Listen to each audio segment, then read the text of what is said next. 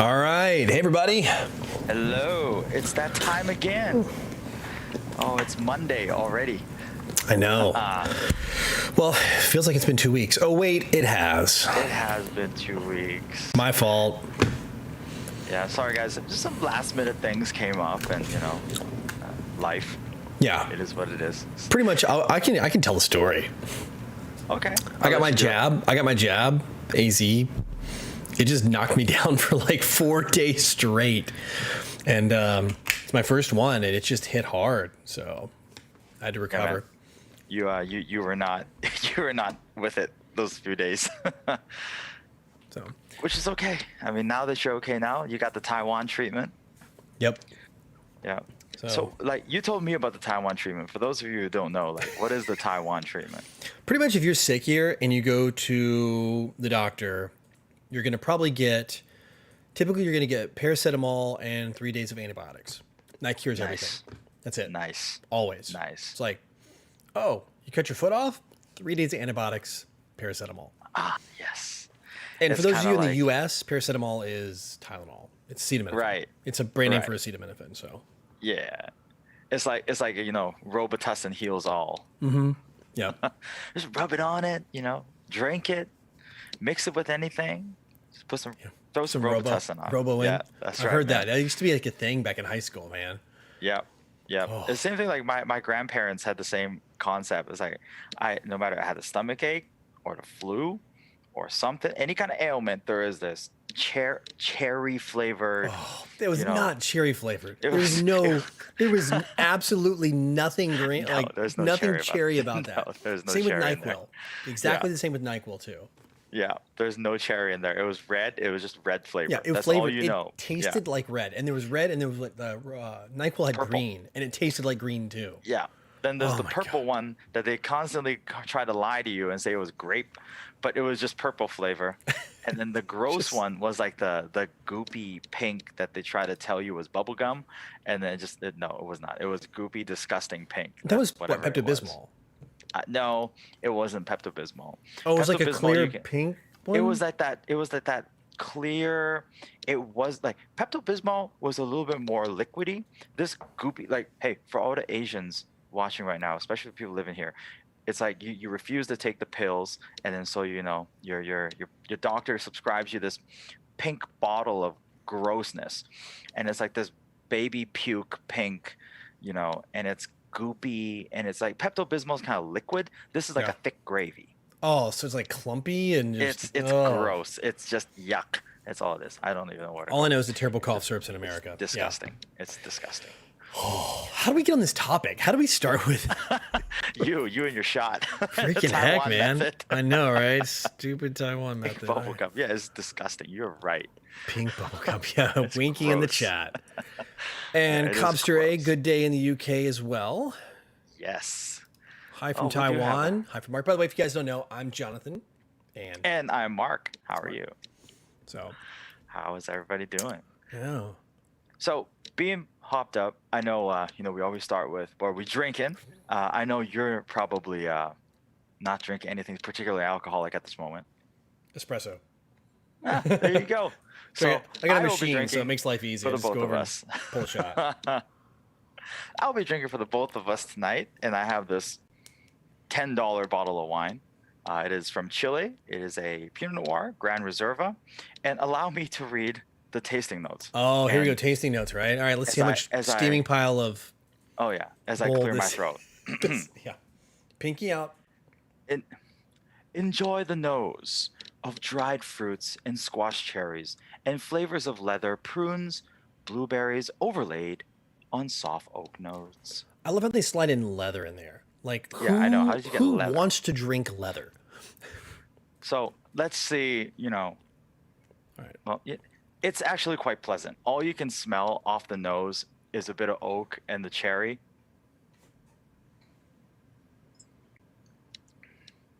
It's all right. It's all right. It's not bad. Yeah. It's not bad. It's literally, it's all cherry. And now that they say there's some blueberry in there, my brain is telling me there's blueberry, but it's all cherry and a bit of oak. Okay. There's no leather in there, guys. Don't worry. It's all we're safe. Yeah, no leather, no shoe leather. Yeah, Good grief. no leather. Cop Stray is asking what time it is here. It is 9:30 p.m. Oh yeah, 9:30 p.m. Yep. Oh, Anto in the chat. Thanks for doing this. He's from Hong Kong, living in Oh. Ireland. Been to the U.S. Talks about Japan and missing the Asian street food. Yes. Oh yeah. And So, Alan just hey, joined us as well. Uncle Alan. Yeah, he actually asked me what time it was going to be this morning because it's early for him. Yeah. It's like 5 Uncle Alan. a.m. 5 a.m. in LA. Oh man, he's really sucking down that coffee. Mhm. So Robert McGain asking me, what about the grapes? It's a Pinot Noir, but yeah, it's really not coming through. Like it doesn't taste like Pinot. It literally tastes like this is cherry juice disguised as Pinot Noir. Really? I mean, I can't. Let's I give can't that one a believe it. shot. 6 a.m. Ugh. So it's 3 hours. So, all right. Well, man, that's pretty much to catch up. You know, like I said I got kicked in the tail with the old AZ. I'm trying not to use any of the words that'll get us demonetized or flagged. Yeah. Not that we're not even monetized anyway. I don't want to worry about it. It's like True. True. Masaki's It is into what it is. It is what it is. Yes, it is. It is what it is. But hey, as long as you're okay and everything's kind of back to normal physically for you, it's all that matters. And guys, sorry we missed that 1 week. We were going to talk about the Olympics. Before we get into our main topic, anything Olympic wise that kind of caught your eye? Oh no! Aside from you having a potato internet connection that's super slow and choppy. Yeah, I don't know why. It's like everything has been super smooth. I'm not streaming anything, so this is the first time. You'll get caught up. Like your audio and your video are like two totally different things. So for me, Olympics, I kind of footed the bill and got the Special Olympic package and all that, and watched it. Here it's different. Like a lot of racket sports, like a lot of what they show, of course, is going to be focused toward what sports Taiwan's good at. Excuse me, I'm sorry, Chinese Taipei. Oh yeah. As I roll my eyes, I don't want to get you evicted from your country for going down some political rabbit hole. Oh, But yes. Oh no. yeah, Taiwan competes under the name of Chinese Taipei for certain politically induced reasons. So, Yes. although according to one specific country, apparently the gold medals won here apply to their count. I saw that somewhere. Oh, I saw that too. It was a Interesting, yeah. very interesting Yeah. little post that they had going on. I'm being intentionally or unintentionally vague. I've had enough that 50 Cent Army come and get me or try. But yeah, it was interesting. Yeah, I watched volleyball. Let's see, watched some of the basketball, but a lot of the racket sports. Actually, this year watched for the first time badminton and ping pong. And I'm gonna tell you what, man, there's no lie. I mean, I was like, badminton and ping pong, like, and I watched it. I was like, oh wow, like this is actually pretty exciting, especially like the badminton. Yeah. Like I was pretty surprised. Yeah. Yeah. Yeah, but Taiwan crushed it this year. They actually got a bronze medal in golf, in men's golf, which was amazing. I watched that like the whole last day, like the whole thing, and then like the Right. shootout they had. It was like the biggest shootout they've ever had in golf, like even in the Masters, any of the major tournaments. So that was pretty cool too. But Yeah, for sure. Yeah, it was kind of the same here. You know, a lot of the racket sports. I mean, ping pong, Oh. badminton. Hong Kong crushes after it Hong in ping pong, man. After the guy from Hong Kong who won gold in fencing, suddenly every single fencing tournament was like it was either no one was playing it, and then now suddenly the whole city was playing it.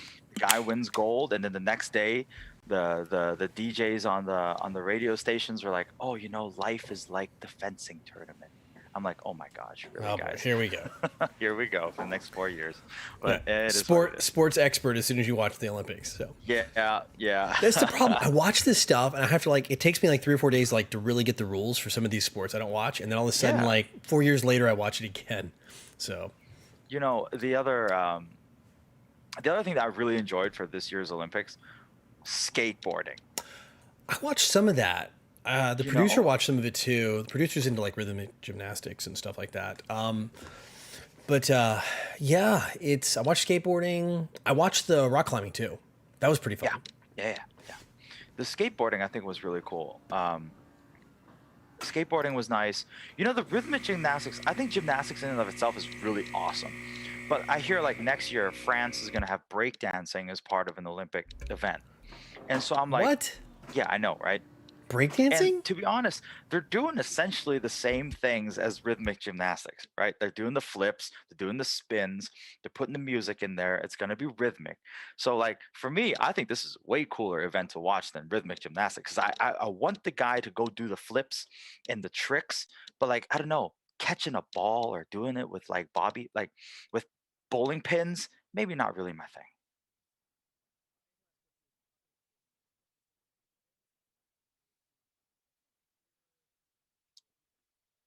Oh, I cannot hear you for some reason. Oh, it helps if I unmute myself. Oh yeah. I said, no, I said, Anto is asking what's the most popular sport in your respective location, much Western influences. And I would say here, a lot of people play ping pong and like badminton is still pretty popular. But I think like if you see people out playing, I would say basketball is pretty Yeah, popular. So is same baseball. here. Baseball's Yeah. pretty popular too here. Yeah, basketball is definitely going to be basketball and soccer are going to be the two big ones in Hong Kong for sure. I mean, like then the other ones that people are kind of into watching is going to be badminton, ping pong, you know, stuff like that. Yeah. So, all right, Mark, what do we got for the show for us? All right, so this show I think is pretty special. This show kind of comes from an idea from our guest in the chat today, from Uncle Alan. Uh, Today we're going to be talking about jobs that foreigners can apply to, um, living both in Taiwan and in Hong Kong. So I think this is interesting to kind of talk about as as you know, from your point of view. I mean, since you've only moved there like what, a couple years? Mm-hmm. Yeah. Yeah, and there's like definitely jobs that people gravitate to here, like Yes. especially what they actively recruit Hmm. foreigners in for different tiers. There's different types, different tiers of Yeah. jobs and stuff, and it kind of varies. So this is actually a pretty good topic. Yeah, we were gonna do something totally different, and then Alex and Alan chatted with you and dropped this little nugget in on us, and was Oh like, yeah. "Hey, this is like a really good idea." So Yep. So, guys, we do have a Facebook page, Hopped Up the Podcast on Facebook. You can kind of go and join that community. We have posts every day, every few days. You know, we keep a regular slew of content that goes on there. I'm the one that usually manages that side of things. So, yeah, jump in there, leave comments, leave us suggestions what to talk about. You know, that's the easiest way for a lot of people to kind of get in touch with us. So just go over there, and if you guys want to, and that's kind of what helped lead into this particular topic that we're talking about today. I should So have the links in chat right now. So yeah. drop it So in I mean, there. like, I think some of the obvious things to get out of the way before we get into some of the more specific topics that we have here. Yeah, we're definitely gonna be touching on some of the more typical things that you can see, like English teacher and like stuff like that. Like those are very targeted jobs, and we're gonna go into why. But one of the more poignant points I want to talk about is actually, as a foreigner, you're more than welcome to apply for any other employment opportunity that there is, whether in Taiwan or in Hong Kong, as long as your status of residency is okay, then you can apply for whatever you want. So, but today we're going to talk about more like what's in the topic list that we have today. Yeah. So, all right, let's start off with typical then. Number one out of the gate, the ones that you usually see people applying for. And Yeah. I guess I'll jump in first on this one.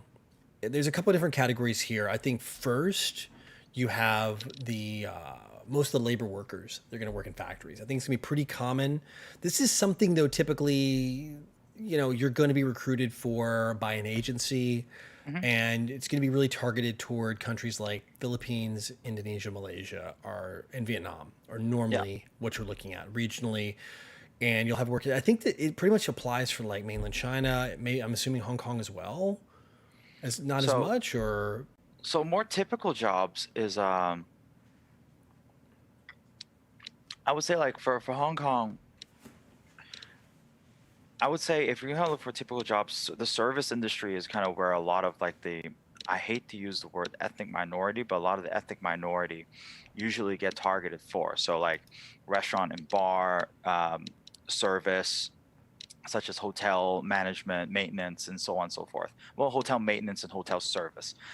That's where you see a lot of the Filipinos and and maybe the Indonesians or Nepalese, or some of these groups of people, you're going to see a lot of them there. I mean, of course, the other labor positions such as construction and so on. But it's very interesting. You have a lot of like the Filipinos and Nepalese people. They'll be more on the service side, and then you have a lot more of like people from Pakistan, people from India.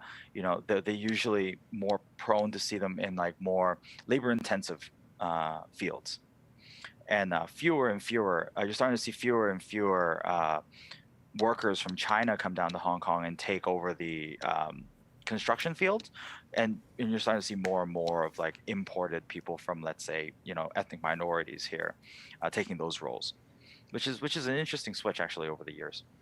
Yeah, I'd say here, like you look at construction, a lot of them are domestic workers because it's pretty skilled labor. I think there's maybe some imported, but again, like it's like the four countries I mentioned are Hmm. where most of the labor pool comes from here. You're not going to have people from Pakistan, India, and Nepal, things like that. You're not going to see that. It's very, very rare here. Typically, you're filling one of those roles if you're, for the most part, that some food service, some hospitality, Hmm. but most of it's done domestically, to be honest.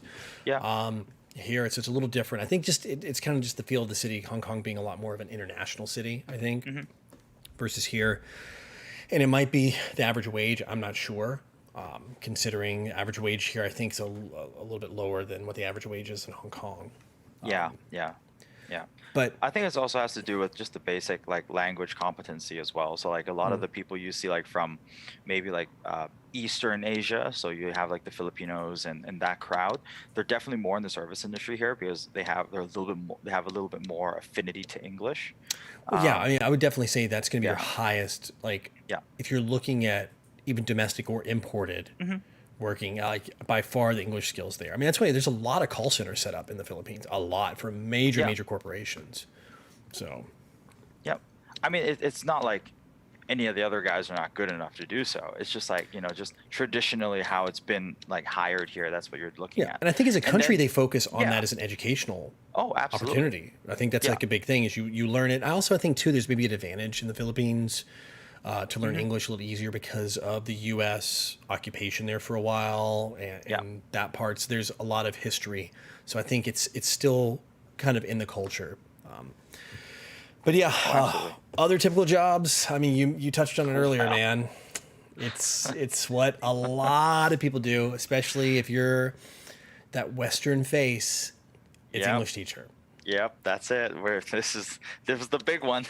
Yeah. And now we touched on this in a couple of shows before, but like there are two very different, I would say there's three different categories of English teachers. I would just say, just being generalized. Yeah. One, you have a proper educator. You're going to be working for Mm. a university, you'll be working for a public school here. Yeah. And that's the job where you're going to have your teaching degree, your teaching certificate, all of those things.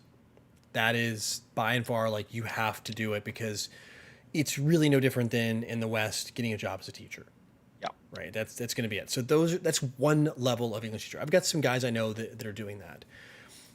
Then you have the English schools here, at least in Hmm. Taiwan. I'm not sure, and those are called bushibans here. I'm not sure Yeah. what they call them there. Some people call them cram schools, Right. and they'll have probably two levels. There's some that are test prep focused, Hmm. and then some that are, I guess, just A glorified daycare. Just say it. yes, Just glorified say it. daycare or daycare. Yeah, that's it. Yeah. And it depends. So you can go to some of these and like you want to pass your TOEIC exam and you're going to get brain dumped to learn Yeah. TOEIC. And then you're Yeah. going to go to some of these and it's going to be a glorified daycare. I mean, essentially Yeah. your job, and I don't think we have anybody in chat right now that's doing this, like I'm Stu's in here or not. Your job is to entertain, essentially. You know, your job's to Yeah. entertain and be there and to help. And yes, you of course are trying to teach, but that may or may not be the actual core focus of Yeah. the Yeah. business. I mean, let's keep it real. Yeah, absolutely. I mean, there are a lot of Westerners that are specifically targeted to be educators. Absolutely. I mean, given the fact that like Hong Kong has several relatively regionally prestigious universities here, that there are some very highly targeted, Western educators here. Then it also filters down to then secondary schools, high schools, and primary schools, or more prestigious primary schools, will actually have, UK, Australia, or American educated educators come in and teach here. Then, of course, all the other international schools as well. Now, the learning center scene, which is what they call it here, basically just an English learning center. It's a tutorial center, for Which lack is of a better the term. cram school Yeah, and the bushy bond, exactly. what I was saying. Now, this is very extreme.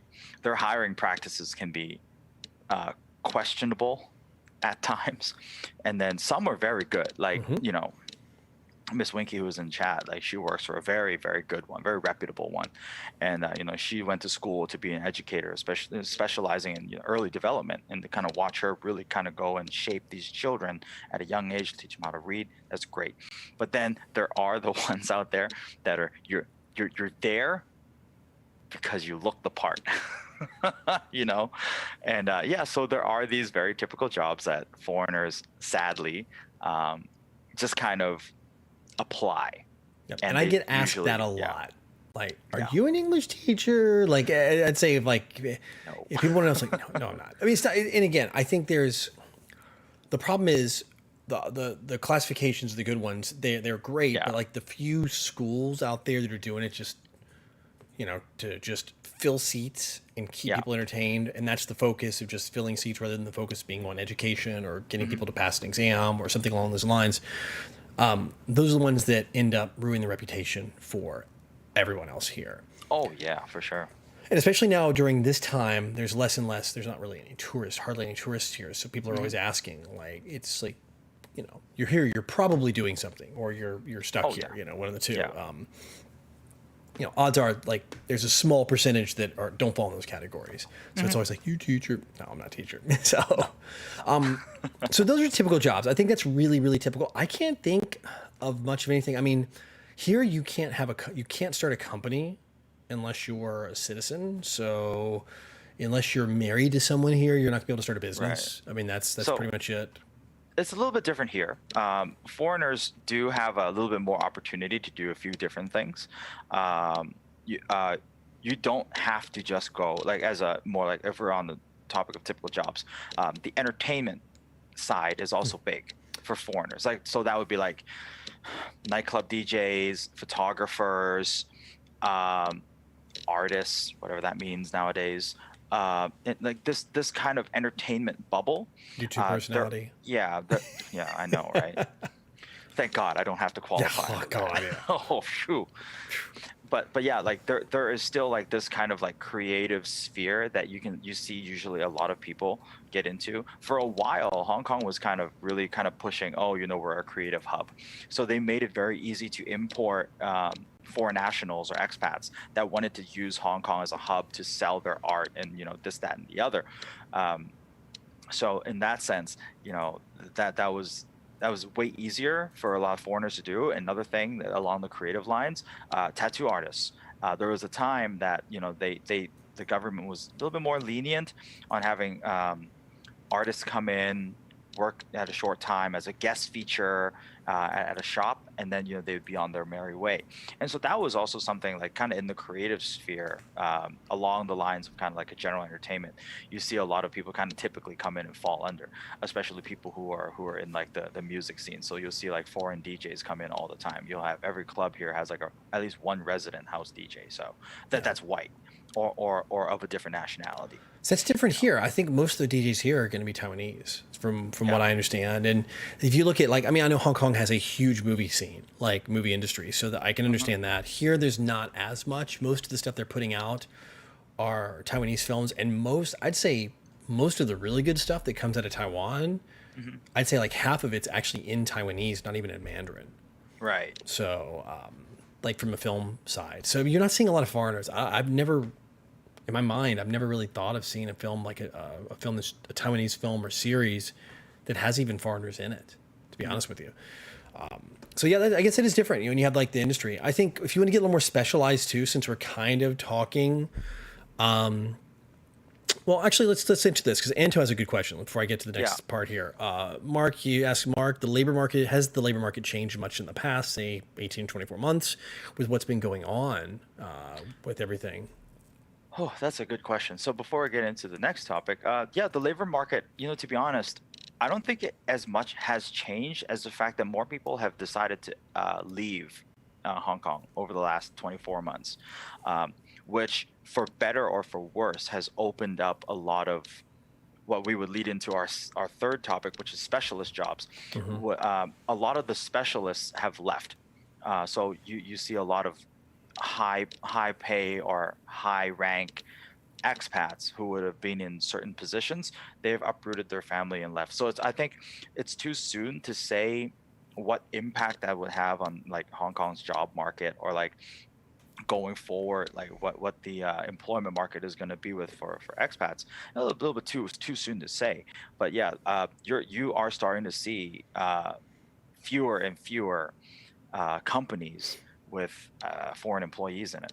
And that's typically, it's kind of my approach. I mean, not to go too down the business line, but like I've always said, when a company, you're going to lose your best employees first, right? Yeah, And when something like that happens, especially with the climate of the world, the climate of certain cities, political issues, all that good stuff, the people that had the means to go get hired somewhere else, and they're typically going to be your best and brightest, are hmm going to go. They're going to yeah, for bail, and sure. they're going to, because they can easily uproot and land something that pays equal or close to equal Yeah, in yeah, another market. So that's typically who you lose first, which kind of sucks, and that does leave a vacuum. yeah. On that note, since we're moving into specialist jobs, Taiwan's been doing something lately. I think they started it last year officially. It's called the Gold Card program. So Interesting. yeah, so this Gold Card program is typically, if you work here, you have to be sponsored by a Taiwanese company. Hmm. You're going to sponsor you, and it's very similar to the States, right? You have to be sponsored by a company if you want to, work there, get a work permit in America, and you don't want to do it through other means like marrying someone or something like that. So Hmm. you're gonna have to come there and find a company that's willing to sponsor you. Same goes for here, Right. but this Gold Card program allows you to self-sponsor. Oh. So what you have to do is you have to bring a specialized career, specialized business skill. They're trying to bring in people who are artists, people who are musicians, people who are creatives, people who are in the technology and engineering, right? Hmm. And you can self-sponsor, so you can get here and you can freelance work for Hmm. multiple companies. You're not. It gets you here and it lets you have the ability to do projects for multiple people. And Right. I think there's a few different ways to do it, different categories in the Gold Card, but the most popular one right now is the financial one, meaning you have to be able to bring a high paying job and continue to earn that level of earning year over year here. So when you bring your business here, or you bring your consultative, whatever, your talent, your skill, you need to maintain that number and you'll be paying taxes on that here in Taiwan. So Hmm. currently it's 1.8 million Taiwan dollars, which is roughly 69,000 US dollars You a put it in year. perspective like that, it's not too bad. No. So basically, you have to have a job that nets you around 70 grand a year in the US. So you have to show in the past couple of years you've hit that number. So for people who are like live in New York City or like California, especially like San Francisco Bay Area, it's pretty easy to show that number because the Yeah, cost of living yeah, there is so high. Your salary is going to be commensurate. yeah. So this card has really favored people who are from the U.S. and a few select other Hmm. higher wage countries. And Right. the challenge that some of these people have had is once they've got here is getting enough gigs here in a country where the average salary is roughly 20K, give or Hmm. take, a year. And that's Right. for a good Yeah. paying job. That's not like, that's a pretty solid job, right? Yeah. Yeah. Yeah. For making about 20,000 US. So Hmm. you're now trying to sell your services and hustle and do your stuff in a market where the average wage is a lot lower. So you actually have to now double or triple your hustle to do that. And a lot of people are having a little challenge maintaining that and keeping it going. But that's been something they've been doing. So that allows you to come into all these roles that you're talking about, Mark. Like let's say you're a Mm. DJ, you come here and you're going to go from club to club, and you're going to be the resident, Yeah. whatever. You can do that. you Yeah, know? yeah, for sure. And Like, and kind of going back into one of Anto's questions, he was saying pre 97. I would say, since we're in specialist jobs, going back to my free performance statement about kind of the exodus, I would say it's like more post 97, kind of the strange interim years of like 98 through early 2000, when there was this weird vacuum of, okay, people who were kind of scared left. And then there are certain people who stayed, and then they start building the jobs market up and going forward. And that's when you kind of see an influx of like, you can have foreigners come here and start a company. So we started to see more investment firms come in, and so that's where you started to see more specialist jobs and foreigners holding down more specialist jobs here in Hong Kong. And so those specialist jobs were like IT consultation, you have investment banking, um, and a bunch of other, but people who are in Hong Kong's a very, big banking hub. yeah, it's a big banking hub. And around those financial services, what you then get is kind of a rise of a lot of importers, right? So I'm wearing this shirt today because of, in honor of my old company. I used to work for these guys. This is Leica. And so we worked for a company that specialized in then hiring people like myself and different walks of the different countries, different nationalities, to be able to better serve the different brand brackets, right? So we had like the luxury sectors. We had a bunch of German guys working for our company. We had a bunch of, other, myself, and we had like, I think, a South African guy working for us for a while. So there are very kind of specialist middle management jobs that are very tailored to the Western clientele, or to Western people here. So I think that that's very interesting in terms of speciality. In terms of work visa in Hong Kong, I don't think it's necessarily the hardest, but it's not the easiest. That's for sure, because just there's so many people here, and then they're relatively educated. So it's hard to say, hey, I need this person to fill this role. Oh, even for someone like me, if I had a counterpart from the U.S., let's say you, Jono, Hmm. let's say you were still based in the U.S. and you wanted to move here and do YouTube here, um, and you say, hey, I bring a specific set of skills, I run this media thing, and they're just Hmm. going to say, well, we also have people here that can speak very good English, and I'm pretty sure that they're going to Yeah. be pretty decent on camera too. So yeah, And that's you the have to difference have a here. I very think, specialized thing. yeah, I think the number of people with high level English skills in this country are a lot less, obviously, than Hong Kong. So Yeah. yeah, I think you could come here and do a lot of things and bring a lot of stuff to the table, especially if you're creative, you run your own company, especially if you're already running, let's say, a business and you're already consulting and you're just like, you know what, I want to take my clientele. I've already got this and everything's virtual anyway. I'm just going to pick it up out of the Hmm. States and drop it in Taiwan. You can actually apply for the gold card and say, like, let's say you're running a book of business and let's say you're a web developer, right? Or Yeah. a software engineer or something like that. You could totally be like, all right, I'm going to go, change my perspective and I'm going to go apply and see if they'll take me. And you just bring your clientele with you and you continue working here and you're just going to, instead of paying taxes one place, you pay taxes in another. Although as in the US, the challenge there is US is the only country on the planet that will tax your income regardless of where you live. Oh, I think It's Canada does that too. Canada's it too? Okay, yeah. So no matter Yeah. where you make money, no matter how you make it, and no matter who you make it from, they will come. The U.S. government wants their piece of the pie. Yeah. So that's the only downside there is too. So if you do pack up from like the States, for example, and you want to come here, you might be serving two masters. Although I think there's the first 118. Don't quote me on the numbers. It's like 100 and something thousand U.S. dollars. The first is exempt. So if you kind of fall in that band, like above 67,000 and below like 110, and that's where Yeah. your earning is, then it's kind of a sweet spot, right? And you can Yeah. move here and you're still exempt. So you're making enough to get moved, and then you can apply for 1, 2, or 3 year term on Hmm. the card, and it gives you entry and exit abilities. You can leave, you can come back, you can do what you need to do business. There's no restrictions. You're not locked here. You have to be here. There are residency restrictions. I think you have to be here more than Right. half the year, but Oh yeah. Yeah. you're Yeah. Yeah. not Yeah. locked in the country to where you can't leave. For example, some of these the labor workers, they have their work permits are locked. They do not have a multiple reentry permit. So if you leave, you can't come back. Yeah. You leave. You leave. Yeah, you leave, right? That mean goodbye. Yeah. So Yeah, it's funny. But I guess that's the Oh man. specialist jobs here. Anything else on your side? Well, specialist jobs, I think the specialist jobs here are very, I don't know about like Taiwan. So like I think the one thing that I can really say about the specialist jobs is, and I'm not going to dance around it, you're the diversity hire. I hate to say it, right? If you're a Westerner or if you're a highly educated person of a foreign nationality and you find yourself in a specialist job, the truth of the matter is in Hong Kong at least, they're going to tell you otherwise, but you are the diversity hire. You know, a lot of companies here, they try to go out of their way to say, oh, look how diverse we are. We have all these people, and I hate to use the fact that they always hire white people, but they have all the, hey, look at all the Westerners we have on staff. Look how diverse we are.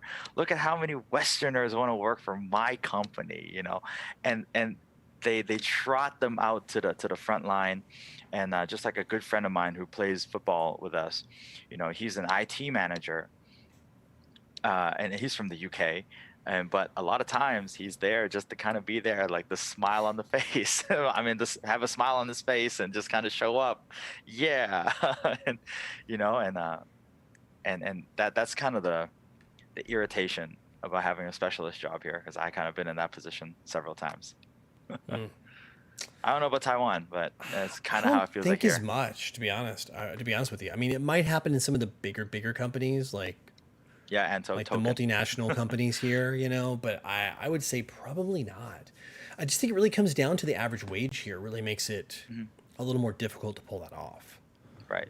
Because if you're gonna recruit someone from the West, I mean, here's a good example. English teachers here get paid far above the average salary, Oh yeah, here far too. above the average salary, right? So I think it'd be difficult to recruit somebody into a role where you couldn't find someone here that has that skill set, but be able Yeah, to pay them local wages. You yeah, know, yeah, yeah. And a lot of times, like the flip side of that coin, though, like a lot of times I try to explain it to, you know, my former colleagues is, I never got this all-star treatment because, you know, I'm a white guy that's from here. So, you know, I never got that special treatment. But what I try to tell them is a lot of times, like when they invite these people to come and work in like kind of upper middle management or very specialty specialist jobs, is like they're not just, you know, hiring them as an employee, but they're also hiring and bringing on their network of people. mm, So like a lot of, especially these financial bankers, yeah, you can probably 9 out of 10 people from here can probably bank or make money for certain institutions just as well. But given the fact that a lot of these Westerners they hire, they have a large network of clientele, or they're easier to associate with multiple countries of people, they're also hiring a potential, you know, client pool as well. mm. So, you know, there is that. I like this kind of thinking could be outdated, but No, this I think you're right. I was think part of the I thinking. could see companies hiring people like in a program management role or something. If you're going to be facing maybe more Western clients, or you're going to be interfacing, let's say, with a lot of people in Germany, you might hire a German candidate. Yeah. And because it's just going to make life easier, instead of trying to find someone local who's fluent in German, you might be better off just bringing someone in, and they could be the interface between your company and your clients. And I think that Yeah. works pretty well. I can see that Yeah. actually. Yeah. Yeah. I love how chat is going off on this chat about education. It's great. Yep. We're having two different We have conversations here, a which is sidebar fantastic. going. Yeah. I need to eye drop it, man. I'm like, oh, I'm still not. I'm like 95%. I'm gonna. Oh, by the way, we'll talk about these eye drops too. Okay. Okay. Are they like really powerful? Oh Really yes. potent eye Oh drops? my gosh, you can't even Oh wait, open are your they like eyes. are they like yeah, the green package, the kind of like diamond shaped? Focus. Oh yeah, I know exactly what those are. Yeah, we have the same ones here. Oh, they're from Japan.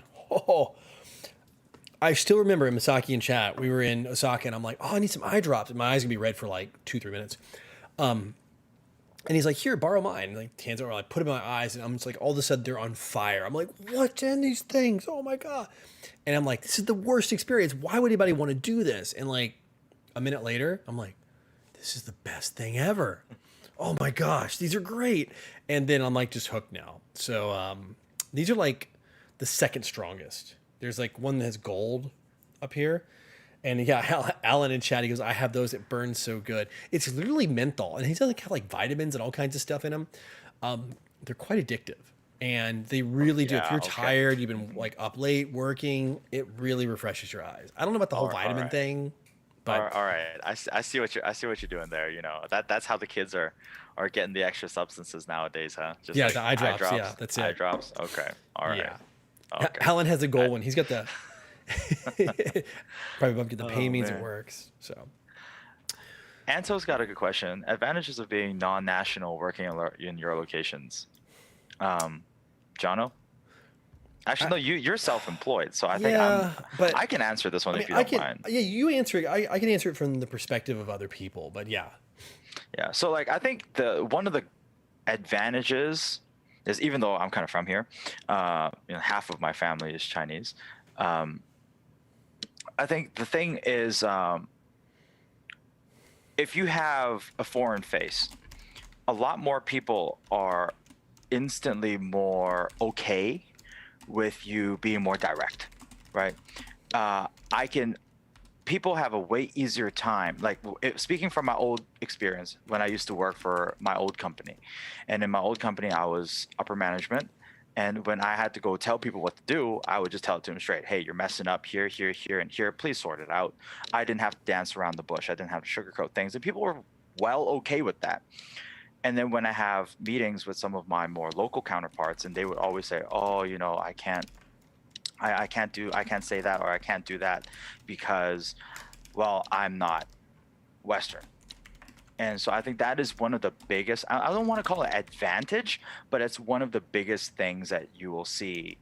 Um, one of the biggest differences that you'll see being from here or if you're like from overseas. yeah, I see that too. I think there's a lot of times like if I'm talking to the bosses of companies, and it might be different just because of what I'm working with, like I can be very direct as well. And then if I know people inside of these companies are like, how do you talk to them like that? I'm like, how do you not? It's like Yeah, it's just exactly. very, I don't know. But I agree with you. I think that I guess it's more Asian or maybe it's Chinese culture. It really comes to Chinese business culture, specifically here. I think that's going to be the parallel between Hong Kong and Taiwan. Mhm. That there's that respect for your boss, and you will not speak out like you just. It's kind of like the rubber stamp.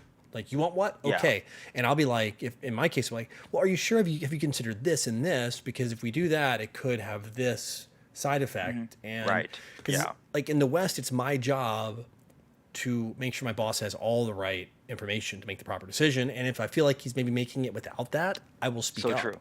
Yeah. So But true. I think that's not here. I think if you do have the info, you just go, okay, and you just do it anyway. Yeah, yeah. Here, I think it's a combination of that, and I think it's more expected. Like, okay, your boss wants you to do X, Y, Z, and you know it's not going to work. But if he tells you to do it, okay, it's now incumbent upon you to make sure it gets done without messing up. Right? Your boss says, "Hey, I want to go to point A to point B."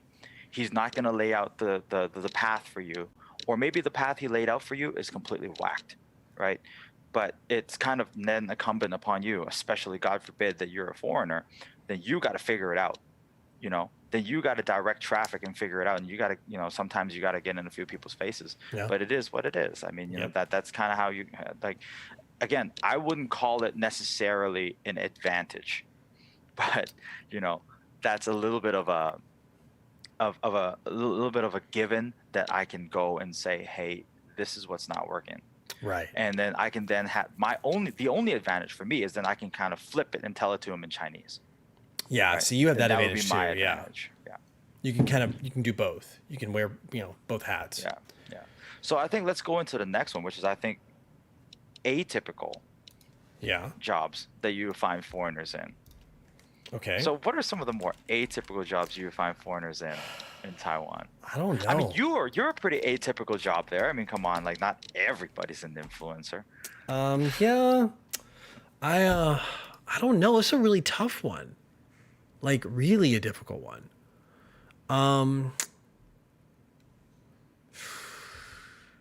How like an atypical job here. I mean, you'll see foreigners open up their own restaurants, but typically they're married to someone here. Um, I don't know. It's really tough. Like Taiwan doesn't have a lot of atypical jobs. Right. This is one when we put the list out. I was like, I really was racking my brain. I'm like, typical, yes. Specialist, yes. Atypical. I think the gold card is allowing for some of that, but it's just, Hmm. it's in its infancy. I think there's about 2,000 people that have them now. It's not a Right. lot. Are you part of the gold card holders? No, not part of the gold Oh. card holder. But there's a YouTuber. Her name is Haley something or other. Her and her husband were here for a long time.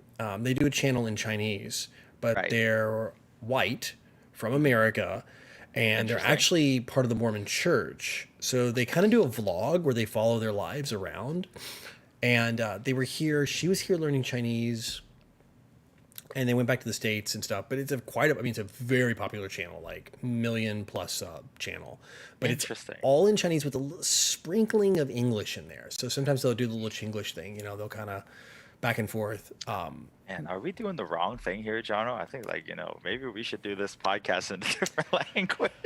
I'm telling you, man, I'm like watching the channel and like people are just like, and they're just doing like their everyday life, right? It's nothing special. It's like, we're going to go do this, we're going to go do that. I mean, like show their family. I mean, they come from a very wealthy family, so that does Of course, probably help. of course. And of course a massive family. Right. But it's interesting. Like they're just kind of doing their daily lives and just showing things in Taiwan, but they speak fluent. I mean, absolutely fluent Mandarin. I mean, they're 110%. Yeah. Yeah. Yeah, because that's her so- channel. Yeah, so Alan knows who it is. Yeah, so but she actually got the gold card here. Huh. So Interesting. she's part of the gold card program. She got it, and then there's a little pushback because she got the gold card, and then a month or two later she left, and she's been in the States since. Huh.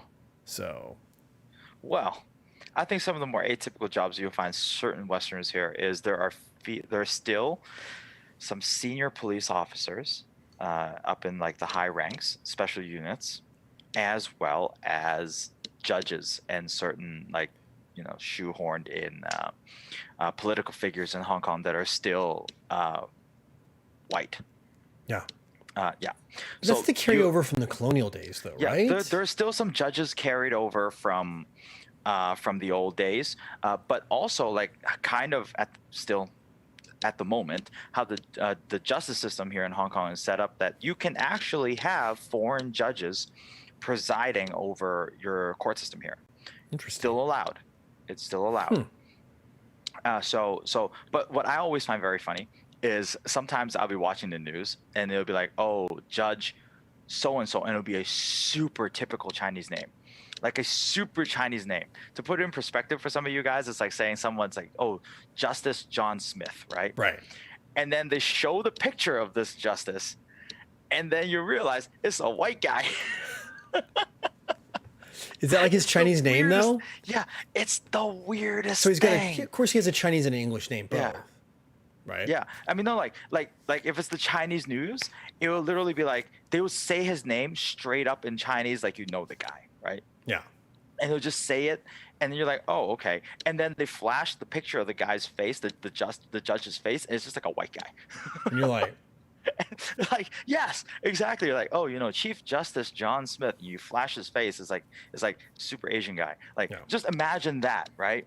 Imagine like, what's a really like like. but that doesn't I- even work. I think that it's like it really truly only works in the opposite. Like, Oh, true. Yeah, good point. Yeah, good point. like yeah. that's pretty wild. So they're actually using their Chinese name. My guess Yeah. is he probably has both. He probably has, and that's one thing Oh, too. yeah. Like, That's if one thing we're on actually to the talk English about. news. Yeah. English name and Chinese name. A lot of people don't realize that most people have both. Yeah, yeah.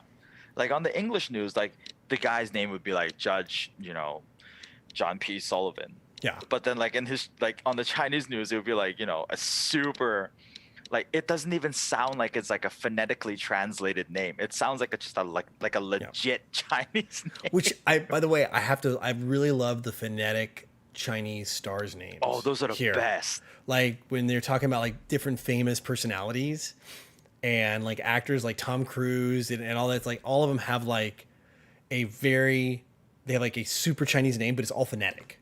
Yeah.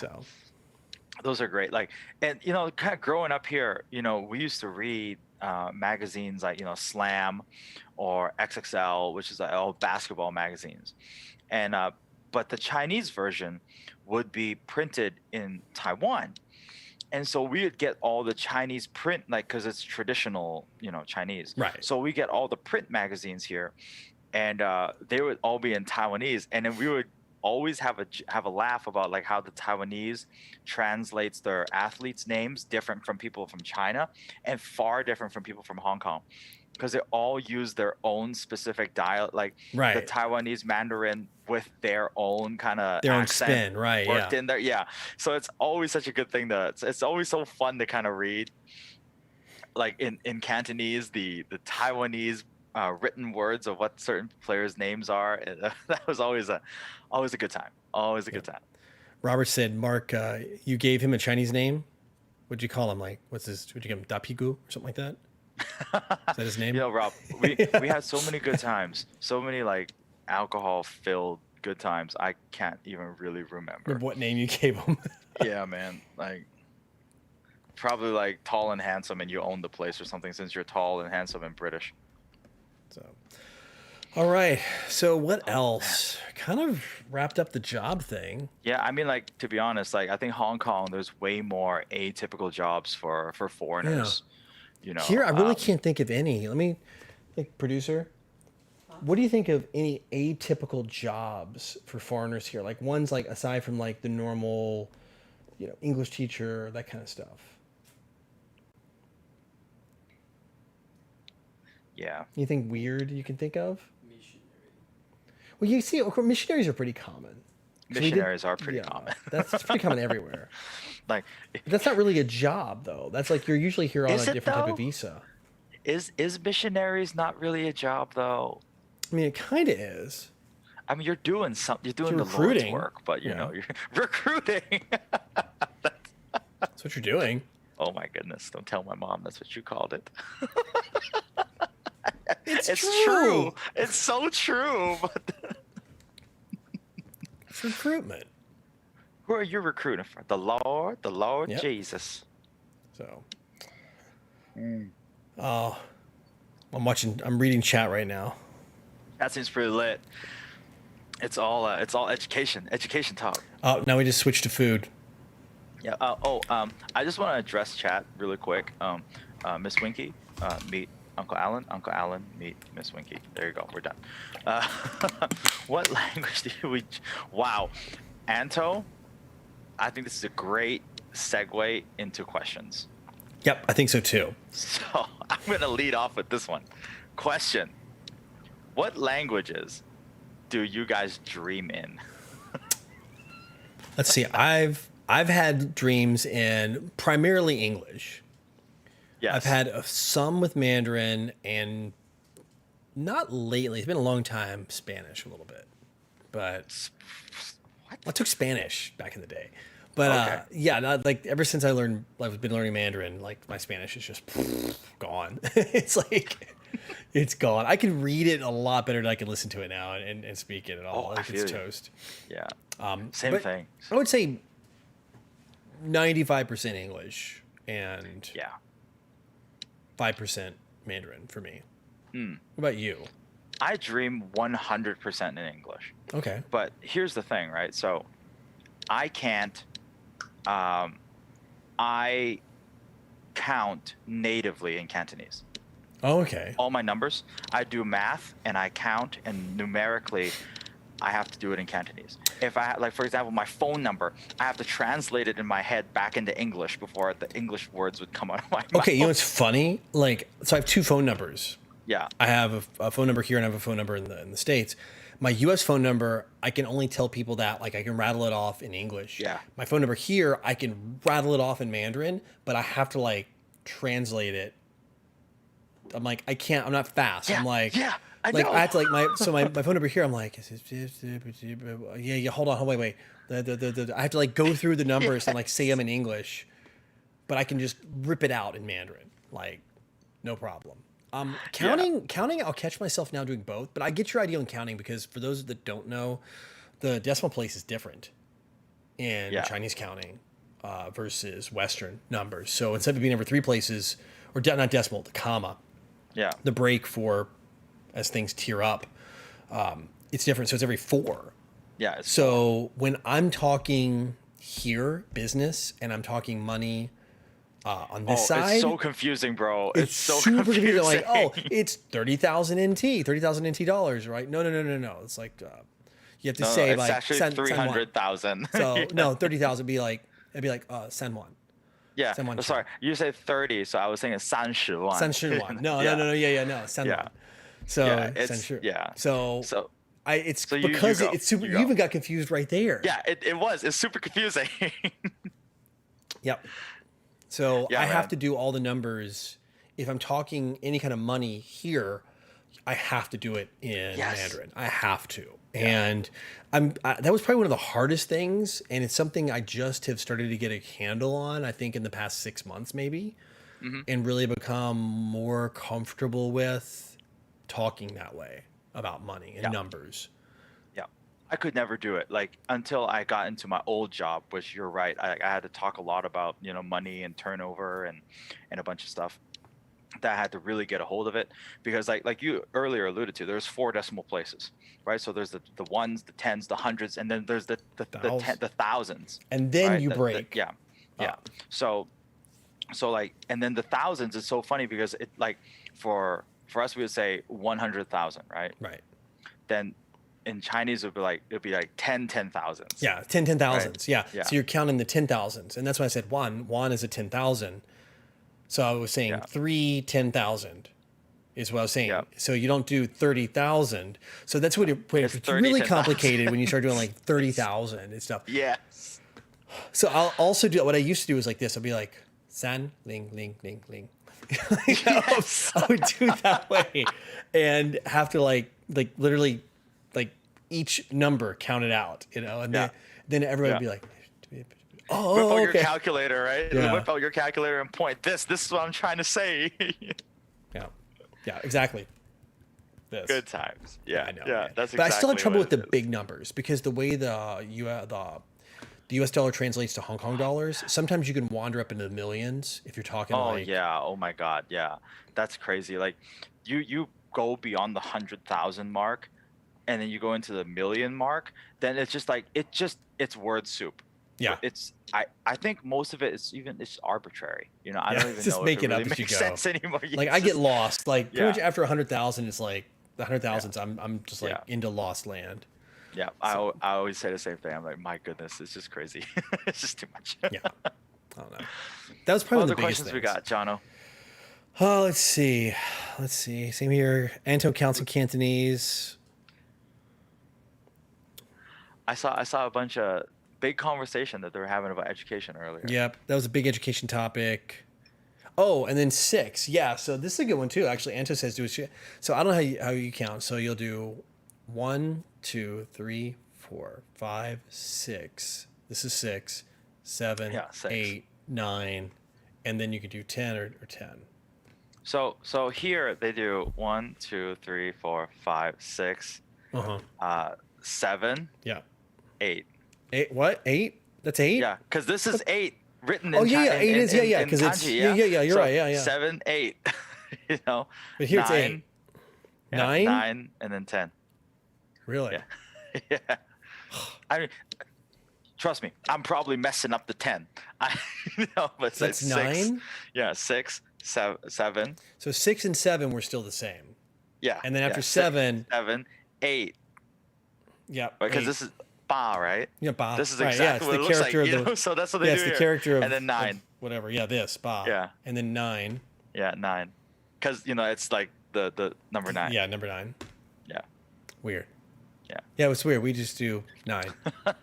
Yeah. But I love the fact that you can count on one hand. You can go up to Yeah. 9 with one hand, and I think it's Yeah. better versus the West, just 1, 2, 3. At least in the U.S., 1, 2, 3, 4, 5, Yeah. 6, 7. You have to do Yeah, you have to do all this. all that. Yeah.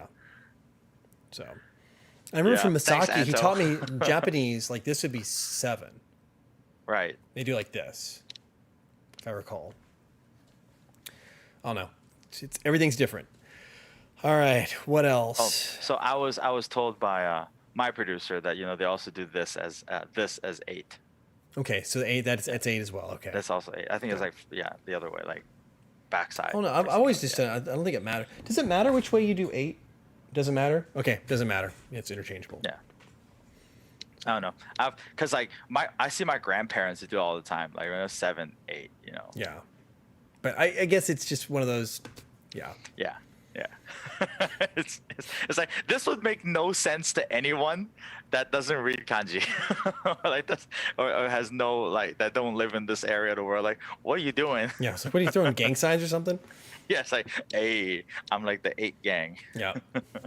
Baba. The daddy gang. I'm in the Baba The gang. daddy gang. Hey, now we're doing Mandarin jokes. All right. Oh man. So, okay, what is this? Let's see. Oh, Winky, since Brexit, we lost many suppliers in Ireland. Good food is like airsoft parts. Good ones are hard to come by. That's true, because, like, for me, I've got my airsoft channel, and I also have a patch store, right? And that's kind of one of my primary forms of income is just selling the morale patches all around the world. I have distributors now because of the way things have changed. It was getting more difficult to ship things out timely. They were getting lost in the mail, delayed in the mail. So I've worked with a lot of companies now on that. But Mark and I were just talking about this before the show. Yeah. That trying to get something into to the UK is a nightmare now. Like you have to apply for 2 different. Like if I want to ship something in, just to an end user, I have to apply for like 2 different. Like I have to apply for an importer ID with the UK government, and then I'll get it. It takes like days or whatever. And then if I do get it, which I should, then I have to apply for a VAT collection license, because since I'm selling to the end user and not selling to someone who does collect VAT, I actually have to collect the VAT on my side and pay the UK government, even though I'm not a UK citizen. That's crazy. It's wild. Yeah, it's super wild. Yeah. So they really worked this thing up. So to kind of, Anto, to let you know what's going on, there's a lot of people that are having a real tough time figuring out this importation thing. Oh yeah. It's a hot mess with Brexit. So It takes 10 minutes to apply. 10 minutes to apply. 3 months They say 2 weeks. They saying 2 weeks to get it. I looked at it and I'm like, do I want to get? I'm like, I really looked at all this and how much time it takes, and like then all the extra paperwork you have to do when you ship this stuff. Right. I'm selling something that costs $10. Like all the time I put into this, like all that margin's gone. Like it's Yeah. like break even at best. If I'm sending something, and God forbid it gets lost, then I'm really up a creek. Like there's no profit left in it. It stinks. It's terrible. I wish so. Like now I'm looking at doing distributorship there. But long story short, that's why you're seeing a lot of the stuff that you used to get imported in not be available anymore. It's become a big hassle. Yeah.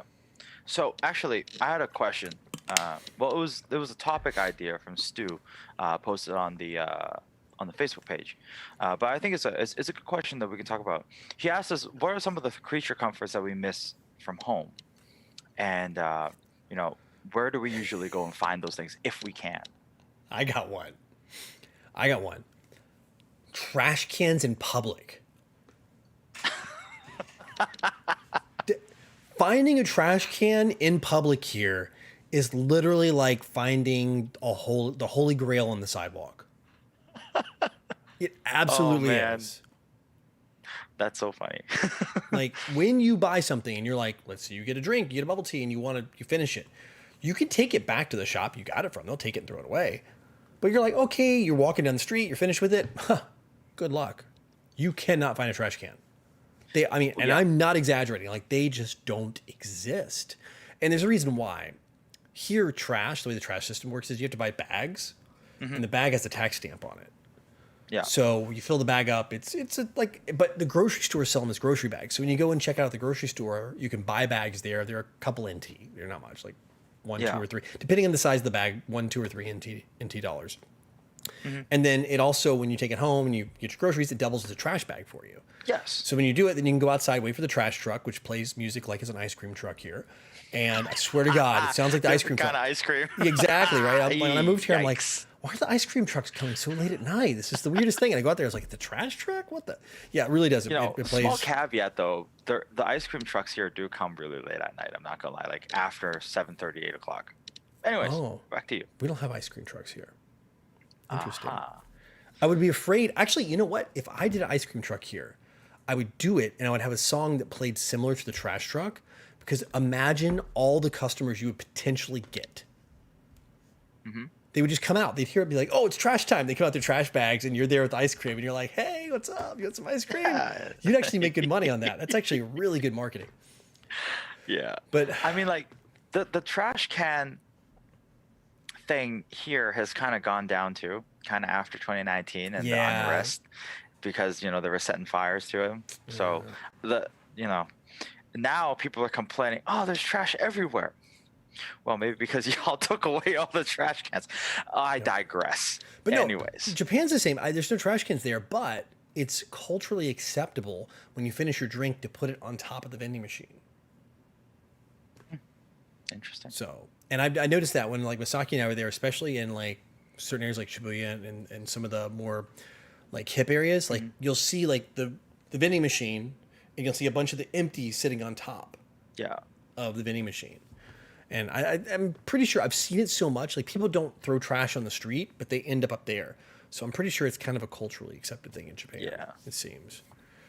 So Private Bumpkin has a question for me. He's know I've had mead before. What flavors do I like? His favorite is a spiced hibiscus made locally. Ooh, that does sound very delicious. I like John, hibiscus. have you I had like mead this. before? I like the sweetness. Yeah, no, I like the tartness of the hibiscus, and we go with the sweet.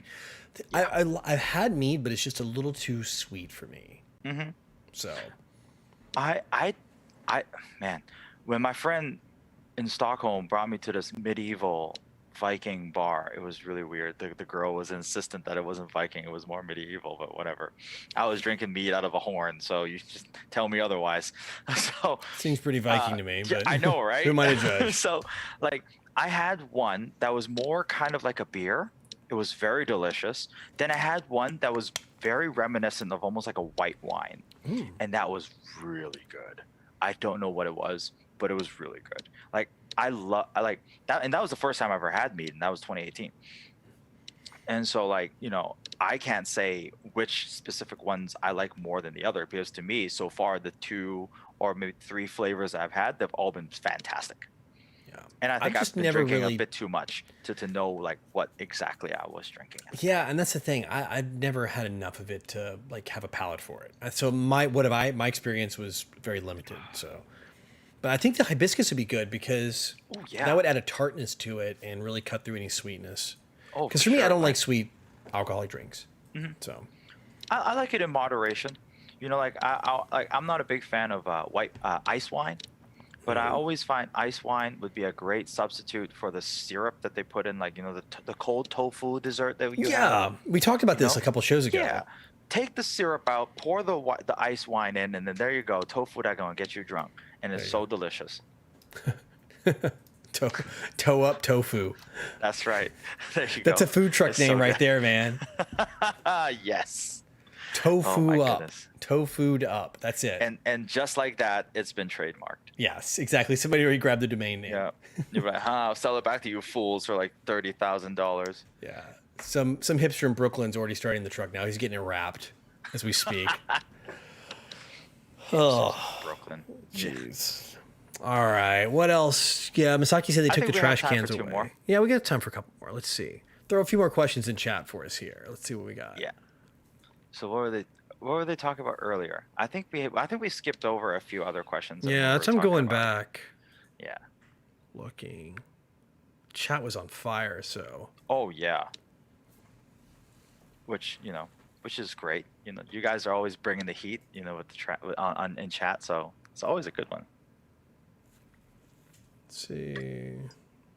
No, Johnny. What? Oh, wow. Kind of number one. No. Yeah. Ban. No, I'm kidding. Yes. Oh no. We're going to be political. No, Oh, there's enough see. channels that do that. yeah. Let's see. I'm going back.